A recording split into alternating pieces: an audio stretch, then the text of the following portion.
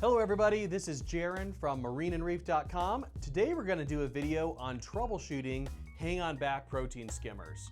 Now we've done a lot of videos on protein skimmers, but hang-on-back skimmers can be their own animal because these are some of the most frequently misunderstood and returned skimmers because they're very common for new aquarists. And that's because when you are just starting out in this hobby, you often don't have a drilled aquarium where you could have a sump with a skimmer underneath. And a lot of people like the idea of a hang-on skimmer versus an internal skimmer. They don't want to look at a big skimmer inside their aquarium, and they still want a protein skimmer for their saltwater tank, so they go this hang-on route. However, there's really two big complaints we get about hang-on skimmers. Number one is that they leak, and number two is that they just don't work and people can't get them to turn on. So we're gonna address both of those issues today. This skimmer right behind me that we have on the front of our aquarium was returned to us because it leaked.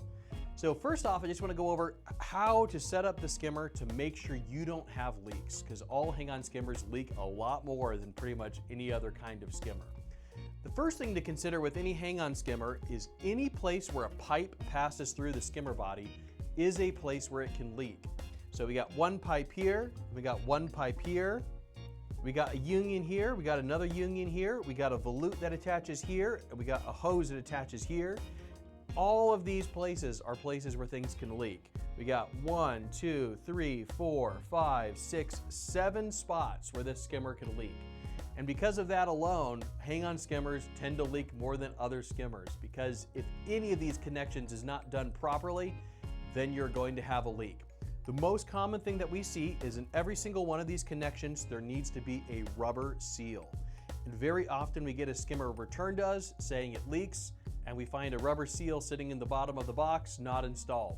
So you want to make sure that you have that rubber seal in every single one of those connections, or else you are going to have leaks no matter how hard you crank things down. You also want to make sure that rubber seal is very, very clean. That way there's nothing getting in between it that could cause a leak. In this case, I've already inspected that to the best of my ability. If we do fill this up and we have a leak, it's probably because I didn't do it quite right. The next thing that happens in hang-on back skimmers is people can't figure out how to get them started. So that's what we're going to show you guys next.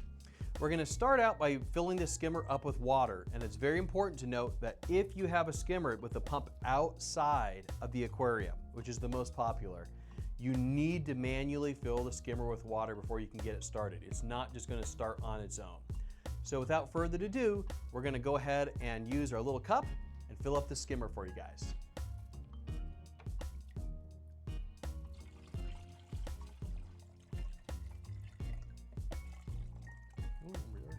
All right, so we've gone ahead and filled up our skimmer. One thing to note is when you fill up the skimmer, your skimmer should have an overflow on the outlet. That is basically the water is going to fill up to a certain point, overflow into, this case, this gray pipe here, and then flow back into the aquarium.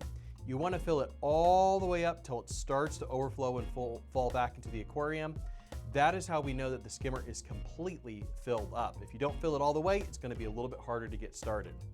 The next thing you want to know is generally this process of starting the skimmer works better if the water level in your aquarium is high. When this pump starts, it's going to have to suck the water up and into the skimmer. So if our water level was a few inches down, it's going to be very difficult for the skimmer to suck all that water up into it. So if you have a rim tank like this, you should not be able to visually see the water level. If the water level was down below it, that means you do not have enough water in your aquarium. It should be very high up so that it is covered by that trim. If you have a rimless aquarium, same thing. You don't have a trim to cover it, but you want it pretty high up. The skimmer is going to prime a bit easier. The next thing we're going to do is we're going to go ahead and plug this skimmer in. Now, hopefully, your skimmer is going to start as soon as you plug it in. But if not, we're going to show you guys one of the tricks to help you guys get it started for the very first time.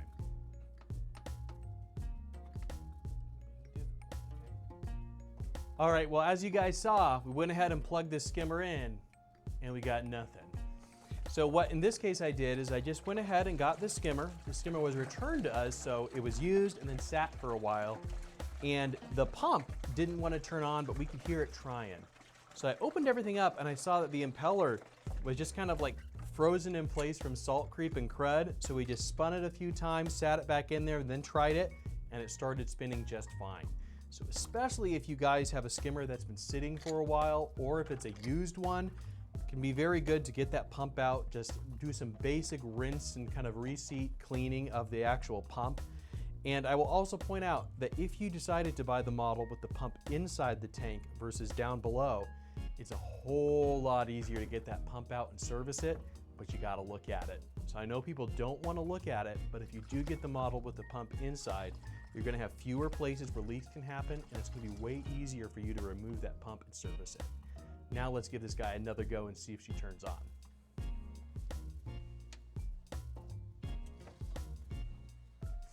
All right, so this is what I'm hoping for.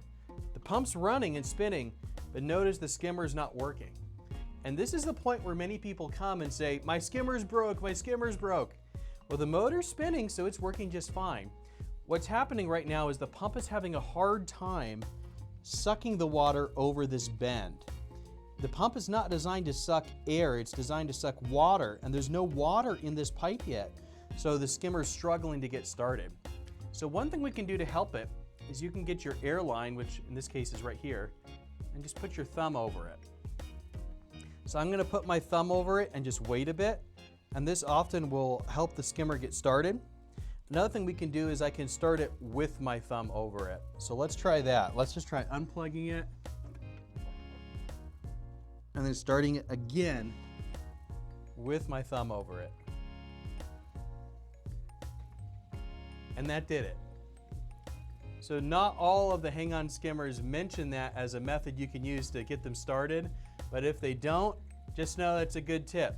Put your thumb over the air inlet when you get things started, and that can make a big difference. You can either do it after you plug it in, or in this case, doing it the moment you plug it in helped a lot with getting this guy started. Now that the skimmer is running, we're just gonna go over really quickly how to do your initial adjustment. With most skimmers, that's going to be done by positioning the cup, the actual cup up here. We can move this up and down to affect the bubble level inside the skimmer. Now with this skimmer, we can do that by adjusting this rubber ring and this screw. So if we wanted the bubble level higher up, we're going to loosen that screw. And now we can see the bubbles are higher in the neck.